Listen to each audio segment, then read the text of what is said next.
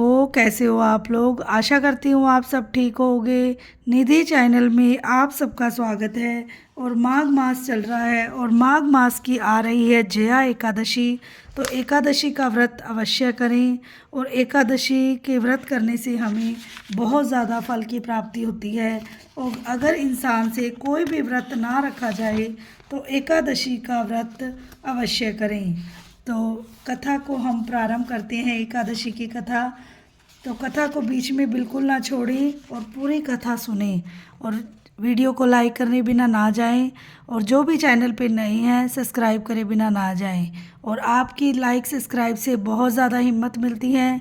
तो चलो हम जया एकादशी की कथा प्रारंभ करते हैं। भगवान श्री कृष्ण बोले, हे अर्जुन, माघ मास के शुक्ल पक्ष एकादशी का नाम जया है। इस एकादशी के व्रत से मनुष्य भूत प्रेत पिशाच आदि की योनि से छूट जाता है। अतः इस एकादशी के व्रत को विधि पूर्वक करना चाहिए। हे अर्जुन, मैं एक पौराणिक कथा कहता हूँ, उसे सुनिए। एक समय इंद्र स्वर्गलोक में राज्य करता था। वहाँ अमृत का पान कर नंदन वन में अप्सराओं के साथ आनंद पूर्वक क्रीड़ा करता था। एक समय इंद्र अपनी इच्छा अनुसार अप्सराओं के साथ रमण कर रहा था। उस जगह गंधर्व गान कर रहे थे। वहाँ गंधर्वों में प्रसिद्ध पुष्पदंत तथा उसकी लड़की चित्रसेन की स्त्री मलिन ये सब थे। उस जगह मलिन का लड़का पुष्पमान और उसका लड़का माल्यवान था।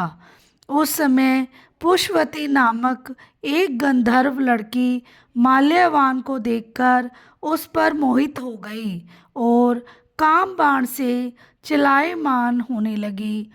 उसने अपने रूप, सौंदर्य, हाव भाव आदि के द्वारा माल्यवान को अपने वश में कर लिया। हे राजश्री, वह पुष्पवती अत्यंत सुंदर थी। उसके लक्षण अत्यंत सुंदर थे। पुष्पवती की ऐसी सुंदरता को देखकर माल्यवान भी उसके ऊपर मोहित हो गया। अतः ये दोनों कामदेव के वश में हो गए।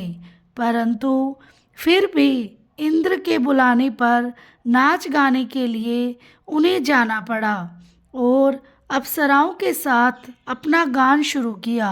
यद्यपि वे नाच गा रहे थे परंतु कामदेव के प्रभाव से उसका मन न लगा और अशुद्ध गाने लगे। उनकी भाव भृंगियों को देखकर इंद्र ने इनके प्रेम को समझ लिया और शाप दे दिया कि मेरी आज्ञा का उल्लंघन करने वाले मूर्खों, तुमने मेरा अपमान किया है। इसीलिए तुम स्त्री पुरुष के रूप में मृत्युलोक में जाकर पिशाच का रूप धारण करो और अपना कर्म फल भोगो। इंद्र का श्राप सुनकर वे अत्यंत दुखी हुए और हिमालय पर पिशाच बनकर दुखपूर्वक अपना जीवन व्यतीत करने लगे। उन्हें गंध, रस, स्पर्श आदि का कुछ ज्ञान नहीं था। उन्हें उस जगह महान दुख मिल रहे थे। रात दिन में उन्हें एक क्षण भी निद्रा नहीं आती थी। उस स्थान पर अत्यंत सर्दी थी जिसके कारण उनके रोमांच खड़े हो गए। उनके दांत भी सर्दी से कटकटा रहे थे। एक दिन पिशाच ने अपनी स्त्री से कहा, न मालूम हमने पिछले जन्म में कौन से पाप किए हैं जिससे हमें इतनी दुखदायी यह पिशाच योनि प्राप्त हुई है। पिशाच योनि से तो नरक के दुख सहना उत्तम है। इस प्रकार अनेक विचारों के करते हुए अपना दिल व्यतीत करने लगे।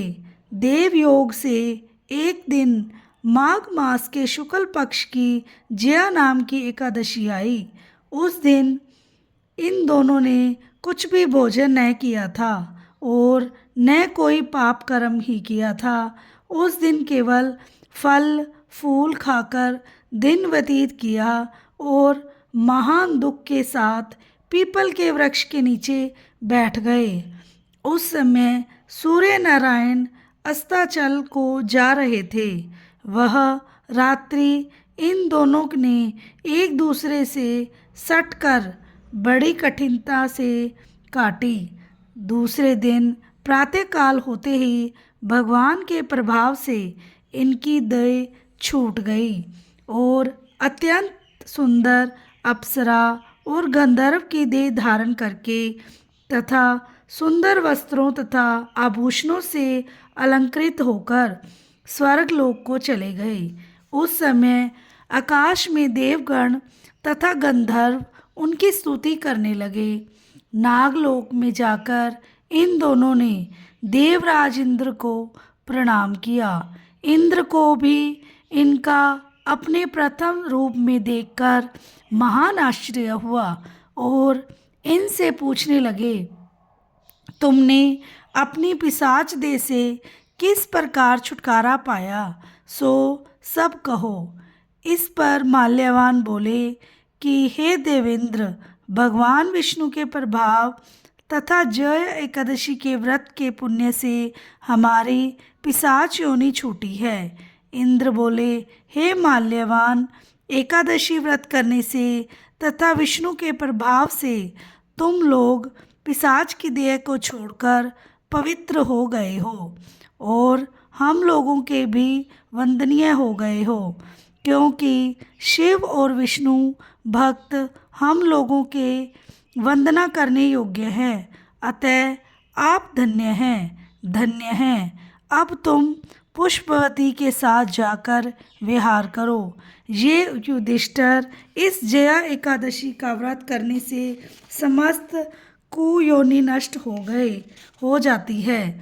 जिस मनुष्य ने इस एकादशी का व्रत किया है उसने मानो सब तप यज्ञ दान किए हैं। जो मनुष्य भक्ति पूर्वक जया एकादशी का व्रत करते हैं वे अवश्य ही सहस्त्र वर्ष तक स्वर्ग में निवास करते हैं। बोलो श्री विष्णु भगवान की जय हो। और सभी लोगों से प्रार्थना है एकादशी का व्रत अवश्य करें और माघ मास की तो एकादशी का व्रत करना बिल्कुल ना भूलें, जिससे हमें अपनी प्रेत योनि से छुटकारा मिलता है। तो ज़रूर लाभ उठाएं। अगर आप भूखा नहीं रह सकते तो दिन में 2 बार आप फलाहार करके व्रत करें और सेंधा नमक खाकर व्रत रखें, क्योंकि दूसरा नमक बिल्कुल ना खाएं। काला नमक और काली मिर्च ही खाकर आपको व्रत रखना चाहिए। अगर आप दिन में 1 बार नमक खाएं तो ज़्यादा अच्छा है। अगर आपकी कोई प्रॉब्लम है, शारीरिक प्रॉब्लम है, आप नहीं रह सकते, तो आप दिन में 2 बार नमक खाकर व्रत रखें। तो इसलिए अन्न का त्याग करके ही बहुत ज़्यादा फ़ायदेमंद है। आप ज़रूर व्रत रखें और अपने जीवन को सुखमय बनाएं। तो थोड़ा सा कथा के अंत में हमें कीर्तन अवश्य करना चाहिए। श्रीमन नारायण नारायण नारायण, भजमन नारायण नारायण नारायण, लक्ष्मी नारायण नारायण नारायण, भजमन नारायण नारायण नारायण, श्रीमन नारायण नारायण नारायण, जप मन नारायण नारायण नारायण। बोलो श्री विष्णु भगवान की जय हो। मिलते हैं नेक्स्ट वीडियो में। राधे राधे, जय श्री श्याम।